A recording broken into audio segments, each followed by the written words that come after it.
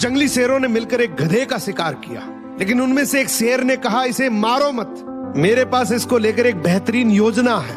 उस योजना के तहत शेरों ने गधे को अपने साथ रखा, उसकी देखभाल करके उसका विश्वास जीत लिया। फिर एक दिन उसे वापस गधों के समाज में भेज दिया, पर इस बार वो गधा एक गधे की तरह नहीं, बल्कि वो एक शेर के समान गधों का राजा बनकर वापस आया था, जिसके पीछे सभी शेरों का साथ था। इसलिए बाकी सारे गधे इससे डरने लगे और उसके खिलाफ बोलने से कतराने लगे। अब शेर जब जब उस गधों के झुंड को देखने आते, ये गधा अपने समुदाय के गधे को शेरों को खाने के लिए दे देता। ये गधा गधों के बीच तो एक शेर जितना ताकतवर बन गया था, लेकिन शेरों के बीच वो अब भी एक गधा ही था। ये अपने जैसों पर तो राज करता था, लेकिन ये एक ऐसी ताकत से जुड़ा हुआ था जिससे वो बचकर भाग नहीं सकता था।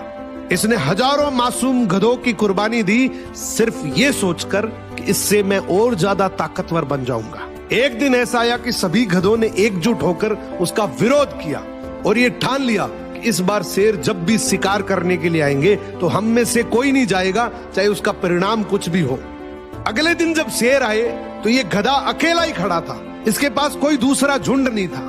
तो गधे ने शेरों से विनम्रता से कहा कि देखो साहब, मेरा खौफ अब खत्म हो गया, मेरी कोई बात नहीं मान रहा अब। तो शेरों ने डिसाइड किया कि चलो अब तू किसी काम का नहीं है तो तू ही साथ चल ले, आज का हमारा भोजन तू ही बनेगा। इस तरीके से आखिर में इस गधे का भी शिकार हो गया।